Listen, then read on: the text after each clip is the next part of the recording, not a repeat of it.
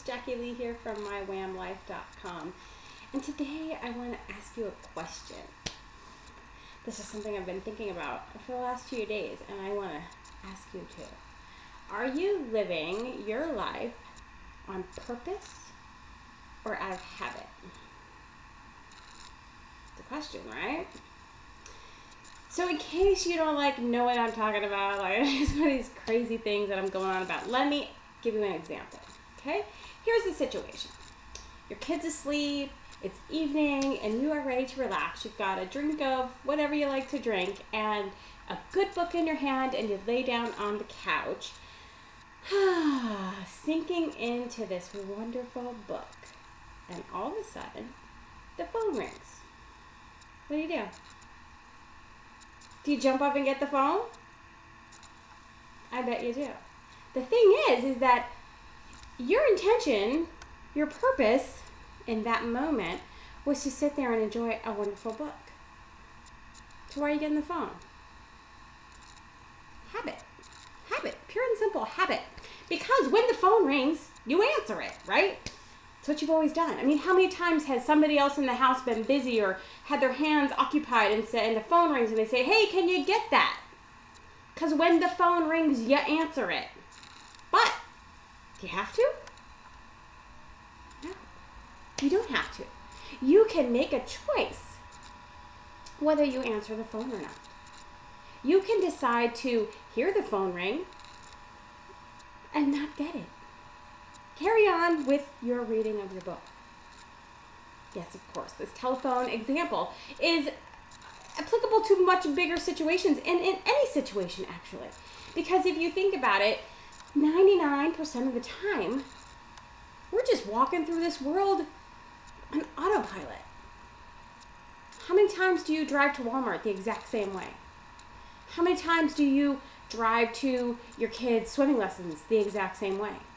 Because that's the way you go, right? Yeah. But do you have to? Hannah and I have started this new little game, and it came about because we were driving somewhere one day and there was an accident on the roundabout, so I knew that it was going to be tied up and I didn't want to get stuck in traffic. So on the way back to where we were going, I said to her, hey, we're going to go on a little adventure, okay?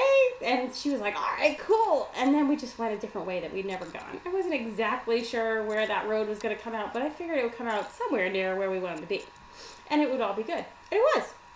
And so now, I might have started a little monster here, because every time we go somewhere, she's like, let's go on an adventure. And she wants to go a different way that we've never been before.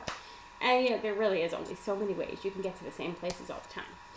But my point is, this works for fear, anxiety, nerves. Dude, let's say you're trying to make a video and you're scared to death and you're just sitting there and the little light goes on, you're like, you got nothing to say. You don't have to pick up that phone.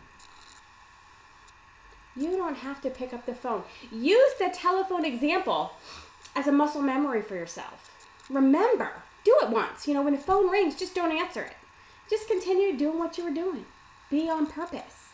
And then remember what that feels like. So when you go to do a video or you go to call a prospect or you get ready to do a 3-way call, God forbid you're still doing those, you have that feeling. And you don't have to pick up that phone. That anxiety that you feel is a response. It's a habit.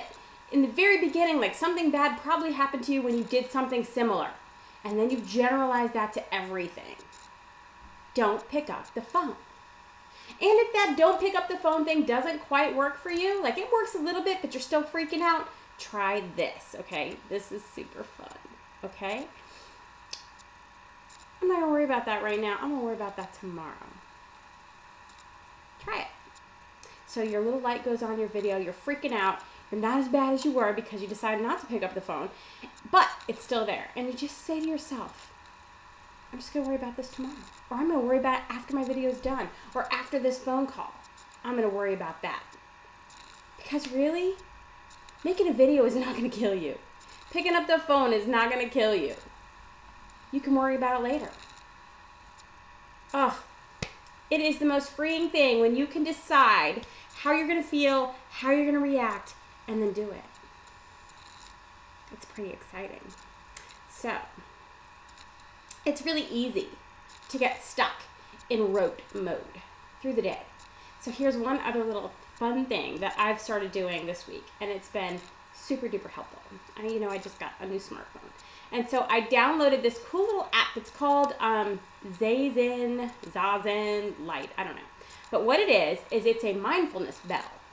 And it's set to go off every 60 minutes. So every 60 minutes I hear this ding. And it reminds me to stop and be in the moment. Think, breathe, feel. Where am I?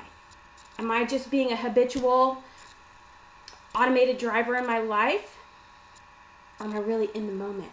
Am I really living, breathing, being in my life? And it's amazing, like the more and more times this little ding has gone off, I find that I actually really am more in the moment each time. So it's really, really exciting. So there are three tools that you can use to help you more on purpose in your life. I swear to all that I know, if you can be more on purpose in your life, you're going to feel amazing. And you are going to get so much more done. You're going to feel more confident. You're going to feel more excited. You're going to feel like taking more action, because taking action is now fun and exciting, and it goes somewhere. So take these three things. Don't just turn off the video and be like, whatever. Take them, use them, put them into action in your life today. All right. Okay, well, speaking of books, I am getting ready to go sit down and read a book for a while before my kiddo gets home from the combine. You guys have an awesome day. I'll see you soon.